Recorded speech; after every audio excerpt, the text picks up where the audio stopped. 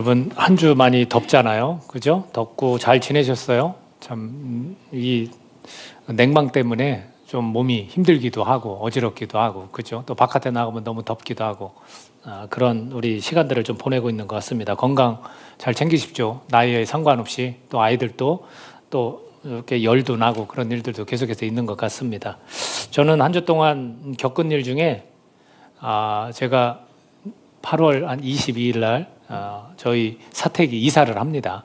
이사를 하는데 4년 전에 이제 집을 얻었던 때랑 지금 상황이 많이 달라서 은행에서 대출을 좀 더 추가 대출을 받아서 이사를 해야 됩니다. 그래서 은행에서는 서류가 다 잘 통과가 됐고 잘 될 것 같다라고 했어요.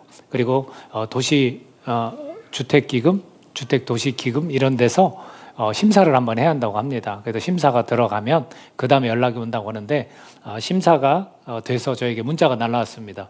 뭐라고 날라왔냐면 부적격자, 그래서 대출을 지금은 받을 수 없고 이의 신청을 하십시오, 이렇게 문자가 날라왔습니다. 그래서 제가 적지 않게 놀랐습니다. 왜냐하면 은행에서 철저히 모든 서류를 냈었고, 또 우리가 기존의 대출을 버팀목이라고 해서 대출을 받아왔는데 추가 대출도 충분할 겁니다라고 했는데 그 심사에서는 오히려 떨어졌어요.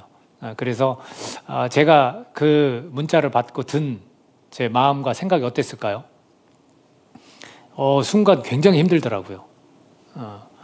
처음 든 생각은 두려움이었어요. 이거 어떡하지? 21일이면 얼마 남지 않았잖아요.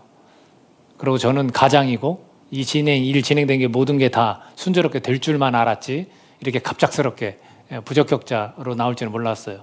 부적격자로 나온 이유는 제가 재산이 좀 더 있다라고 대출을 받았음에도 불구하고 그 대출을 개인 재산으로 그렇게 아마 심사를 한 것 같아요. 그래서 이 일을 신청을 했습니다. 은행에서 부채 증명을 떼서 다 내고 했습니다. 근데 아직은 결과가 나오지 않았습니다. 근데 중요한 건 뭐냐면 제가 마음이 굉장히 걱정으로부터 두려움이 생겼다는 거예요. 엄청나더라고요. 지금도 결과는 나오지 않았지만 지금은 어떨 것 같아요? 이게 참 신기한 일이기도 한데 저에게 밀려왔던 두려움이 지금은 없습니다. 왜 그랬을까요? 이거는 뭐 우리 신앙인들은 웬만하면 다 알겠지만 예수 그리스도라는 분 때문에 자꾸 그분과 친밀해지고 소통하다 보면 그 마음조차도 평안해지기 때문에 그렇습니다. 뭐 어떻게 되겠지 뭐 이런 아니란 생각이 아니라, 그냥 주님께서 분명히 아시고 계시고 또 내가 두렵다 해서 그것은 내가 가져야 될 태도가 아니다 라고 결정을 했고, 지금은 결과 나오지 않았지만 전 마음은 두렵진 않습니다. 오늘 본문 내용 속에서 제자들이 배를 타고 어딘가를 건너가요. 바다처럼 넓은 호수를 이스라엘은 있거든요. 그곳을 건너가는 것 같습니다. 건너가는데 문제가 생겼어요. 어떤 문제가 생겼습니까? 풍랑이 일어요. 광풍이라고 표현합니다. 어마어마한 바람이 부니까 이 물결이 쳐서 그 물들이 넘쳐서 배 안으로 다 들어와요. 배가 그 당시에 전함도 아니고 유람선도 아니고 큰 배가 아니잖아요. 정말 작은 배일 텐데 그 배 안에 물이 넘쳐옵니다. 그러면 제자들, 같이 예수님과 움직였던 제자들이 드는 생각이 뭐겠습니까? 두려움이에요. 왜? 죽을까 봐. 그래서 주님께 묻습니다. 주님, 우리 너무 지금 힘듭니다. 죽을 것 같습니다. 죽게 되었습니다. 라고 23절에 간곡히 구하여 이르되, 이쪽이네요. 저 38절 같이 한번 볼까요? 38절 뭐라고 이야기하는지. 38절 읽습니다. 시작. 예수께서는 고물에서 베개를 베고 주무시더니 제자들이 깨우며 이르되 선생님이여, 우리가 죽게 된 것을 돌보지 아니하시나이까 하니. 죽게 되었다는 거죠. 너무 두렵습니다. 사람이 죽음 앞에 이렇게 맞닥뜨리면 얼마나 두렵겠습니까? 예수님은 뭐하고 계십니까? 배의 고물은 배의 뒤편을 이야기합니다. 뒤편에서 베개를 베고 주무시는 거예요. 제자들이 이런 마음을 저는 이해가 됩니다. 제가 한 주를 겪었던 일에 비하면 사실 저는 아무것도 아니죠. 그러나 같은 두려움이 들었다는 것은 같은 것 같습니다. 이 제자들이 이러한 두려움 가운데 배를 타고 건너가고 있습니다. 그랬을 때 주님께서 뭐라고 말씀하시는지 40, 41절 본문 말씀 같이 읽어보겠습니다. 시작. 이에 제자들에게 이르시되 어찌하여 이렇게 무서워하느냐? 너희가 어찌 믿음이 없느냐 하시니 그들이 심히 두려워하여 서로 말하되 그가 누구이기에 바람과 바다도 순종하는가 하였더라. 그들이 두려웠다는 건 제 말이 아니라 성경에서 말하고 있는 거예요. 그들은 엄청 두려웠습니다. 그래서 예수님께서는 왜 이렇게 무서워하느냐, 그러면서 너희가 어찌 믿음이 없느냐, 이렇게 말씀하십니다. 이 본문 내용이 바다를 건너는 내용, 풍랑을 만난 내용, 조금 더 뒤에는 귀신을 쫓은 내용이거든요. 이 두 내용의 공통점들이 있더라고요. 그중에 우리 첫 번째가 오늘 이 본문이 우리에게 주는 메시지가 있습니다. 그것은 뭐냐면 믿음이에요. 믿음. 믿음이 뭘까라는 것을 오늘 우리에게 이야기해 줍니다. 그러면 믿음이 없다라고 말씀하신 것은 무엇 때문에 믿음이 없다라고, 어찌 믿음이 없느냐라고 하셨냐면 너희들이 무서워하기 때문에, 즉 그 무서움 때문에 찾아오는 두려움이에요. 두려움 때문에 믿음이 없다라는 거예요. 제가 이 대출 문제로 두려웠을 땐 그때 믿음이 없는 거예요. 그게 지금 제자들이 풍랑을 만나서 이 바다가 막 출렁이는, 물결이 출렁이는 속에서 그들이 가졌던 두려움 때문에 믿음이 없는 거예요. 근데 왜 믿음이 없다라고 했을까? 그 곁에 누가 있었기 때문입니까? 예수님이 계셨기 때문에 믿음이 없다라는 거예요. 예수님이 안 계신 것도 믿음이 없다라고 말할 수 있지만 예수님이 계시지만 두려워하는 건 믿음이 없다라는 거예요. 그래서 이 두려움을 잔잔하게 만드는 게 믿음입니다. 그리고 그 믿음의 대상이 누구예요? 예수님이에요. 믿음은 무엇과 관련이냐면 예수님과 관련이 있는 거예요. 예수님이 안 계신 것도, 내 곁에 내 삶에 예수님이 없는 것도 믿음이 없는 거지만 그분이 계시지만 내 마음에 두려움이 자꾸 드는 것도 믿음이 없는 거다라는 거예요. 그걸 꼭 기억하십시오. 그것을 오늘 우리에게 말해주고 있습니다. 그 두려움은 어디서부터 옵니까? 걱정으로부터 오더라고요. 대출이 안 됐을 때 걱정부터 해요. 이거 어떡하지? 그러니까 두려운 거예요. 해결할 방법이 없으니까. 지금 이들이 이 물결을 막 치면서 배에 물이 막 들어오니까 죽으려고 해요. 이 고통과 좌절로부터 두려움은 온다라는 것. 또는 무서움으로부터 두려움이 생기는 거예요. 무서운 거죠. 굉장히 무서운 거죠. 내가 어떻게 삶을 살아가지? 내가 가진 것도 없는데, 지금 내가 하던 일이 실패했는데, 그러면 좌절되고 무서운 거예요. 그때부터 막 두려움이 생기기 시작하죠.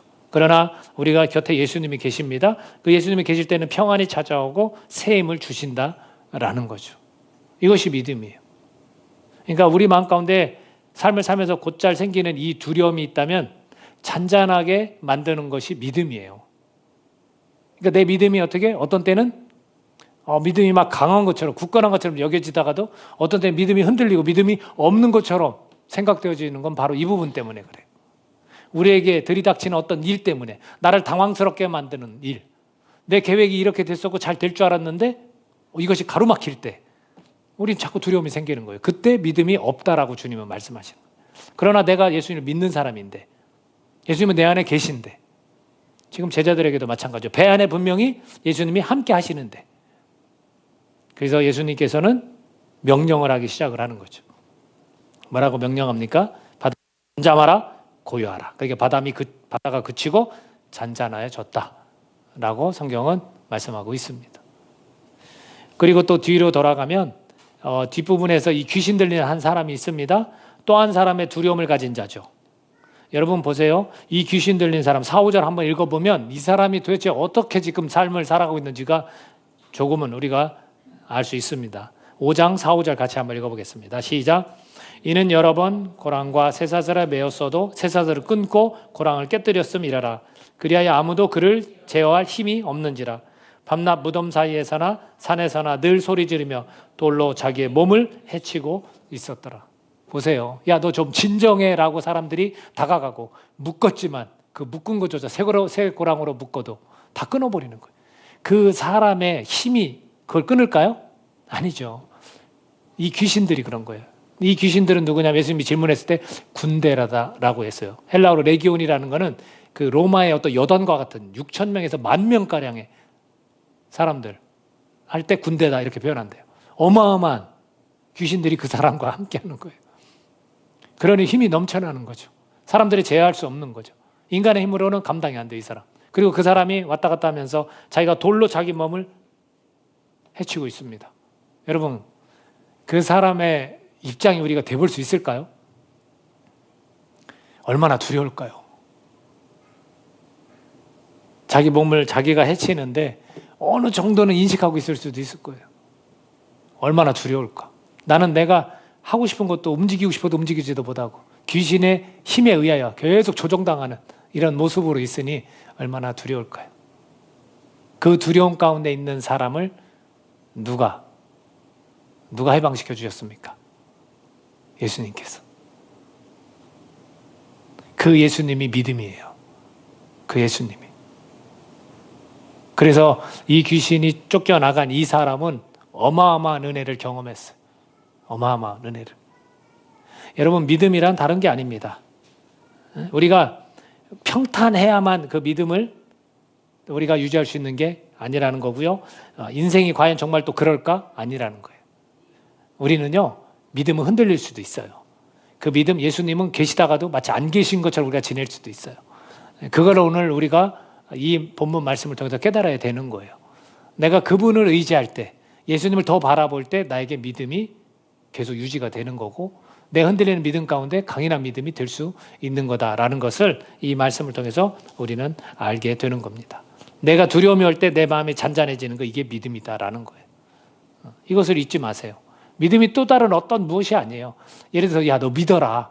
잘 될 거야. 이게 믿음이 아니죠. 그게 어떻게 믿음입니까? 그건 그냥 긍정적인 어떤 응원이라고 할까요? 이런 거지. 믿음은 그런 게 아니에요. 믿음은 내가 힘들고 어려울 때 내가 주님을 더 의지하게 되고 두려운 마음이 들 때 그 마음이 잔잔해지는 게 믿음이에요. 누가 계시기 때문에? 예수님이 나와 함께 하시기 때문에. 그것을 오늘 우리에게 알려주시는 거예요. 귀신이 들렸던, 아니면 이 상황 가운데 지금 풍랑이라도 배가 뒤집힐 지경이었던, 내가 죽을 상황에 놓여있던 우리가 평안해지는 것. 그것이 믿음입니다. 왜? 예수 그리스도가 함께 하시기 때문에. 그것을 말씀해주고 있다라는 거죠. 역시 여기도 마찬가지인데 이 귀신에게 예수님께서 명령을 합니다. 그 사람에게서 나가라. 나가요. 바다에게도 명령했죠. 바람에게도 잔잔해져라. 자, 우리 먼저 39절 한번 읽어볼까요? 39절 읽겠습니다. 자, 시작. 예수께서 깨어 바람을 꾸짖으시며 바다더러 이르시되 잠잠하라 고요하라 하시니 바람이 그치고 아주 잔잔하여지더라. 왜 그럴까요? 예수님은 이들이 볼 때 랍비, 그냥 선생님이거든요. 근데 어떻게 명령을 바다한테 했더니 그 바람이 그냥 멈추고 바다가 잔잔해질까요? 여러분은 아시죠? 여러분은 아십니다. 저도 압니다. 자, 41절 한번 더 읽어보겠습니다. 41절 시작. 그들이 심히 두려워하여 서로 말하되 그가 누구이기에 바람과 바다도 순종하는가 하였더라. 이렇게 이야기합니다. 두려움에는 두 종류가 있는 것 같아요. 내 안에 내가 스스로 만들어내는 걱정과 어떤 좌절 때문에 만들어내는 두려움이 있는가 하면 예수님의 이런 놀라운 일을 보고서 두려워하는 그 경외감 있잖아요. 하나님을 경외하라는 표현처럼 하나님을 존경하고 공경하고 두려워할 수 있어야 되거든요. 근데 그것까지도 이들이 지금 느끼고 있어요. 여러분, 이것을 통해서 우리가 알 수 있는 건 뭐냐면 어떻게 해서 바람과 바다도 순종하는가? 그분이 하나님이기 때문에 그런 거예요. 그분이 하나님의 아들이기 때문에 그런 거예요. 자, 이것을 또 보여주는, 우리가 지금 예레미야로, 우리 매일 성경을 예레미야로 보고 있잖아요. 예레미야 14장 22절 말씀 한번 같이 읽어볼까요? 예레미야 14장 22절 같이 읽습니다. 시작. 이방인의 우상 가운데 능히 비를 내리게 할 자가 있나이까? 하늘이 능히 소나기를 내릴 수 있으리이까? 우리 하나님 여호와여, 그리하는 자는 주가 아니시니까? 그러므로 우리가 주를 앙망하옵는 것은 주께서 이 모든 것을 만드셨음이니이다 하니라. 예레미야 때 백성들이 다 이방신을 섬기잖아요. 그랬을 때 우리가 왜 하나님을 앙망하고 왜 하나님을 공경하고 왜 하나님을 두려워하는지 아십니까? 저 우상이 비를 내리게 할 수 있습니까? 하늘조차도 소나기를 내릴 수 있습니까? 아니라는 거죠. 다 하나님이 하신다는 거. 왜? 그 하늘도 하나님이 만드셨고 이방인들이 섬기는 저 나무, 돌, 다양한 것들도 다 해, 달, 별 다 하나님이 만드셨기 때문에 그렇다는 거예요. 그러니까 어찌 보면 하나님의 아들인 예수님이 바람을 명령하는 거, 바다를 잔잔하게 하는 것 당연한 거예요. 당연한 거죠. 그러니까 그리 어렵지 않은 거죠, 그분에게는. 그래서 우리가 지금 믿고 있는 대상이 누굽니까? 하나님인 거예요. 예수님은 하나님이시고 하나님의 아들이신 거예요. 그것을 우리가 놓치지 말아야 된다라는 거. 자, 귀신에게도 마찬가지죠. 귀신이 들렸던 사람에게 5장 6, 7절 말씀 한번 같이 읽어보도록 할게요. 자, 5장 6, 7절 귀신들이 예수님을 보고 어떻게 반응하는지 나옵니다.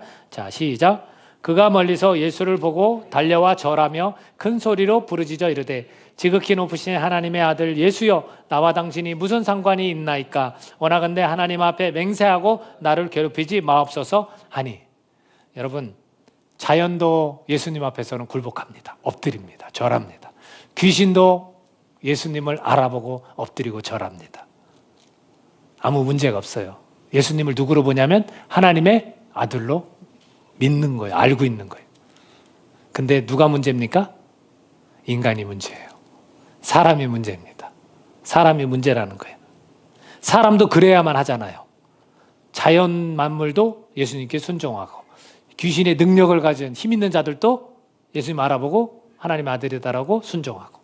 그러면 인간은 당연히 말할 것도 없이 예수님을 하나님으로 보고 하나님의 아들로 우리가 인정하고 엎드려 절하며 순종해야 되잖아요. 근데 안 해요. 사람만 문제다라는 거죠. 순종을 하지 않고 의심한다라는 거죠.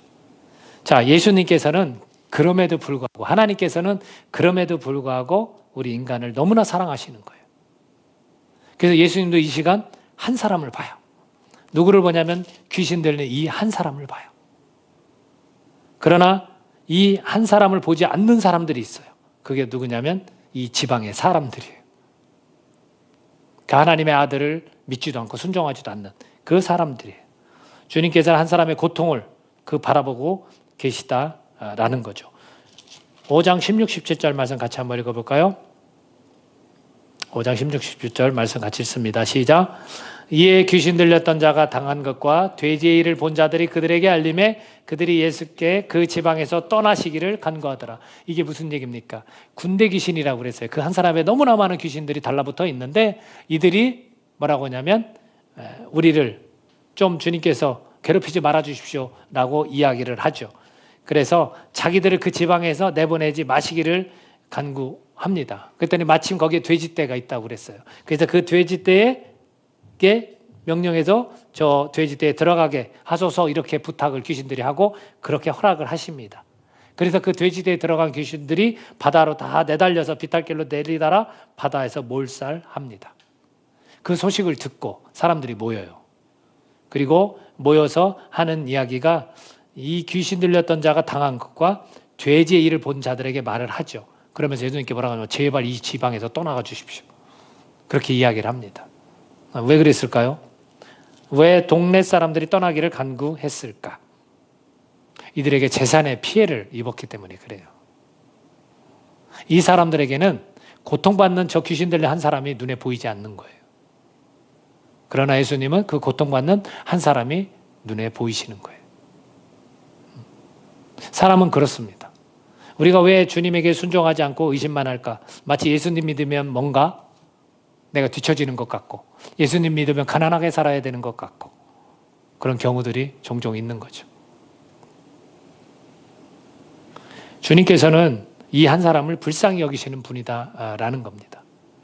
우리가 이쯤에서 또 하나의 메시지를 들어야 됩니다. 믿음이란 우리가 두려움 가운데 잔잔하게 만드는 거 믿음이고 그 대상은 예수님이셨어요. 우리는 우리 가운데 예수님이 내 안에 계시지만 자꾸 두려움이 생길 때 그 예수님을 더 의지할 때 그 두려움이 사라지는 게 우리는 믿음이에요. 그렇다면 믿음 생활은 뭘까? 내가 예수님을 믿는다 하지만 그럼 믿음 생활은 뭘까도 오늘 이 말씀을 통해서 우리에게 들려주고 계시다라는 겁니다.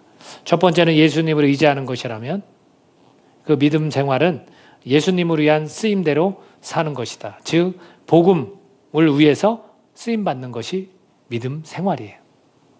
지금 이 한 사람을 주님이 불쌍히 여기셨어요. 그리고 그에게서 귀신이 떠나갔어요. 그가 귀신 때문에 굉장히 두려웠지만 이제는 평강이 임하고 기쁨이 임했어요. 얼마나 좋았을까요? 이거는 말로 표현 못합니다. 여러분 중에서 저와 비슷한 분도 있겠지만 세상에서 정말로 매여가지고 세상에서 종로로 타듯이 저는 살았어요. 그때 예수님 만나고 이 세상에서 제가 자유함을 누렸을 때 얼마나 기뻤는지 몰라요.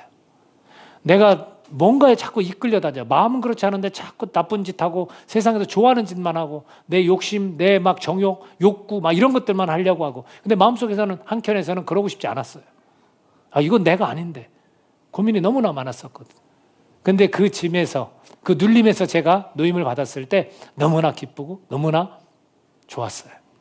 그래서 막 이야기를 하고 다녔어요. 지금 이 귀신 들렸던 사람도 자기 귀신이 떠나갔을 때 얼마나 기쁘고 좋았을까. 막 사람들한테 이야기하고 싶었을 거예요.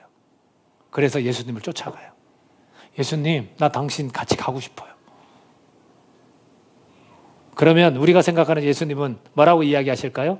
그래, 같이 가자. 나를 따르겠느냐? 뭐 이렇게 하실 수 있을 거잖아요. 근데 그렇게 안 하세요. 뭐라고 하냐면 예수님 거절해요. 거절합니다. 자, 그렇게 18, 19절을 읽으면 그 장면이 나옵니다. 같이 한번 읽어보겠습니다. 5장 18, 19절. 자, 시작. 예수께서 배에 오르실 때 귀신 들렸던 사람이 함께 있기를 간과하였으나 허락하지 아니하시고 그에게 이르시되 집으로 돌아가 주께서 내가 어떻게 큰 일을 행하사 너를 불쌍히 여기신 것을 내 가족에게 알리라 하시니. 지금 이 귀신 들렸던 사람이 해야 될 일이 있습니다. 뭡니까? 집으로 돌아가는 거예요. 가족에게 돌아가서 하나님이 어떤 일을 행하셨는지, 그 하나님이 나를 얼마나 불쌍히 여기셨는지를 전하라는 거예요. 제가 느꼈던 그 기쁨, 감사, 평안, 이거를 저도 막 친구들한테 전하고 다 전했거든요. 그런 것처럼 막 주체할 수 없는 그 기쁨이 있는 거예요. 그래서 그걸 전하라는 거예요. 그리고 그 곁에는 누가 있냐면 아직도 믿음이 없는 제자들만 있어요. 이 사람은 분명히 은혜 받았기 때문에 예수님을 따르면 너무나 좋잖아요. 제자들보다 훨씬 나을 거 아니에요. 근데 예수님은 그렇게 안 해요. 아직도 믿음 없는, 아직도 의심하는, 아직도 하나님의 아들이 아닌 랍비로 선생님이라고 부르는 그 제자들과 함께 하고 싶으신 거예요, 예수님. 이거 잘 이해가 안 되잖아요. 우리가 볼 땐 이런 은혜를 경험한 사람이 주님을 쫓아다니면서 복음을 전해야 놀라운 결과물이 있을 건데 그러지 않는 거예요. 이런 걸 통해서 우리가 알 수 있는 것들이 있다라는 거죠. 여러분, 은혜 받았다 해서 자신이 원하는 것을 할 수 있는 게 아니라는 거예요. 주님의 명령을 따라야 되는 거예요. 귀신 들렸던 사람은 집으로 가서 복음을 전해야 돼요. 그리고 아직도 믿음이 없는 제자들은 예수님을 따라야 되는 거예요. 누가 정했습니까? 예수님이 정한 거예요. 간혹 우리가 신앙생활을 하다 보면, 믿음 생활을 하다 보면 자꾸 자기가 정해요. 이걸 하는 게 내가 맞다 정해요. 주님께서 분명히 음성으로 또는 성령의 감동으로 들려주셨는데 자꾸 이거 아니다, 이거다라고 자기가 정해요. 이거 믿음 생활 아니에요, 여러분. 그게 어떻게 믿음 생활입니까? 그렇게 따지면 은혜 받은 이 사람은 예수님을 끝까지 쫓아가야 맞는 거예요. 근데 아니야, 예수님 명령하셨어요. 거절했어요. 안 돼. 너는 할 일이 있어. 네 가족들에게 복음을 전해. 라는 거죠. 오늘 우리에게도 마찬가지. 각자가 해야 될 일이 분명히 있습니다. 어떤 사람은요, 정말 제자들처럼 아직도 믿음이 없지만 제자처럼 예수님을 끝까지 쫓아가고 그 일을 해야 되고 결국에 순교를 해야 되는 사람들이 있어요. 그래서 우리 가운데 풀타임으로 계속해서 복음을 전하는데 다른 일을 하지 않고 다른 데서 어떤 그 수익을 내지 않고 복음을 전하면서 계속해서 도움을 얻어서 후원을 받아서 평생을 살아가야 될 사람도 있어요. 어떤 사람은 저 오지 땅에 가서 선교사로서 평생을 살고 그 땅에 묻혀야 되는 사람도 분명히 있습니다. 어떤 사람은 직장으로 가서 직업에 자기 직장의 현장으로 가서 거기서 복음을 전해야 될 그런 사람도 있어요. 어떤 사람은 이 귀신 들렸던 사람들처럼 집에 가서 우리 가족들, 불쌍한 우리 가족들에게 내가 달라진 모습, 내가 기쁘고 내 안에 평안이, 두려움이 이제는 잘 생기지 않는, 두려움이 생길 때마다 또 평안해지는 이런 예수님을 모시고 사는 내가 가지고 있는 그 복음을 내가 전해야 될 사람도 있어요. 근데 어떻게 해요? 집에 가서 복음 전하랬더니 입을 닫고 있어요. 주님께서는 명령했는데 네가 누린 그 해방감, 자유, 그걸 가지고 집에 가서 전해라 했는데 우리는 입을 닫아요. 왜? 부끄럽거든. 자꾸 말하는 게 어색하거든. 여러분이 믿음이 없는 거예요. 아직도 두려운 거예요. 가족한테 그 말하는 게 걱정되는 거예요.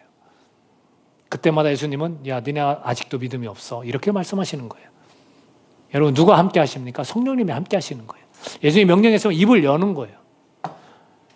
근데 누구는 정말로 가족에게 전하지 못하고 외딴 곳에 가서 전해야 되는 사람도 있다라는 거예요. 근데 그것을 제발 자기들이 은혜 받았다고 자기들이 정하지 말자고요. 그것을 오늘 보여주는 겁니다. 여러분, 믿음 생활은요, 예수님을 위해서 쓰임 받는 거예요. 근데 그 쓰임을 누가 정하냐는 거죠. 은혜 받았다고 해서 내가 정하는 게 아니라고요. 상당히 많은 사람들이 자기가 정해요.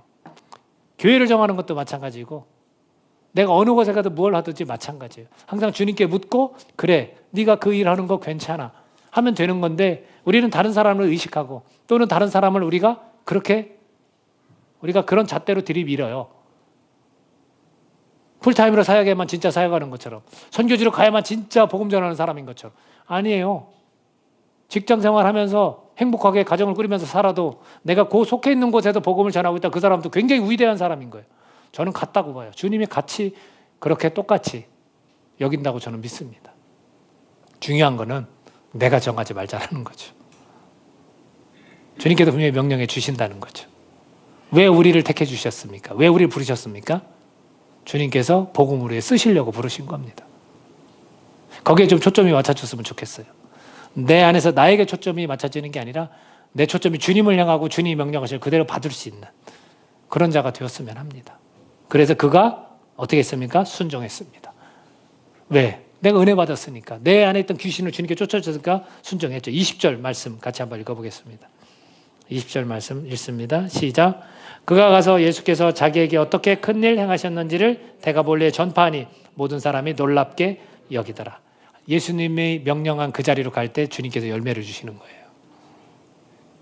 저도 열매가 없어서 목회하는 거를 접어야 될까요? 크기를 따지면 그럴 수 있어요. 규모를 따지면 그럴 수 있어요. 근데 저는 잘 주님께서 쓰시고 있다라고 믿기는 해요. 이게 인간적인 마음인지 몰라도 교회가 조금 더 성숙하고 양적으로도 성장해서 이 복음에 관련된 일을 정말 잘했으면 좋겠어요.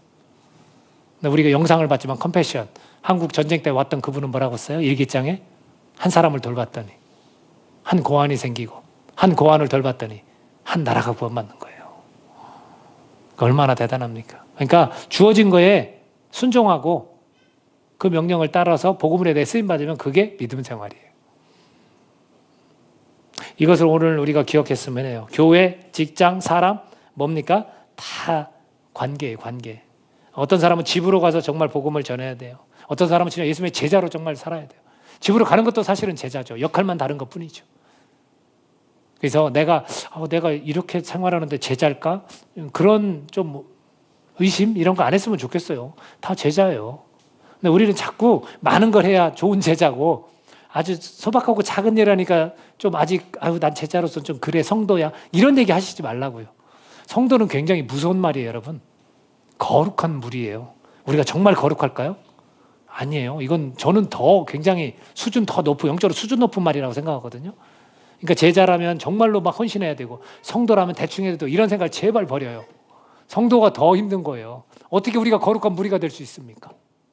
그거 어려운 겁니다. 저와 여러분이 이런 오늘 이 말씀 두 가지 이 내용들을 통해서 믿음이 뭔가, 내 안에 자꾸 두려움이 찾아올 때 이 두려움을 잔잔하게 하는 게 믿음이구나. 나 예수님 계신데도 불구하고 자꾸 걱정 때문에 좌절 때문에 이런 일이 생길 때 그래 주님 더 의지하고 바라보는 게 믿음이구나. 그분이 나하고 함께 계시지. 여러분 이 한 대목 때문에 힘을 내시기 바랍니다. 그리고 믿음 생활이 뭘까? 고민이 많지만 결국은 쓰임받는 거예요. 예수님을 위해서 복음을 위해서 내가 쓰임받는 건데 내가 정하지 말고 주님이 명령하신 걸 따르자는 거죠. 어디로 보낼지 모릅니다. 다 열어놓으세요. 그건 진짜 모르는 거예요. 자꾸 내 이 마음에 감정적으로 이끌리거나 이성적으로 자꾸 이끌리는 게 가시지 말고 거룩한 영께서 감동 주시는 거 이끌리시고 거룩한 영과 소통하시면서 이끌리시길 바라요. 그러면 그곳이 주님께서 명령하신 곳이고 그것을 통해서 내 믿음 생활에 주님께서 칭찬해 주신다고 저는 확신합니다. 오늘 저와 여러분이 이런 주님의 사람으로서 주님의 제자로서 맡은 역할들을 잘 감당하는 귀한 자녀들이 되시길 예수님의 이름으로 축복합니다. 기도하겠습니다.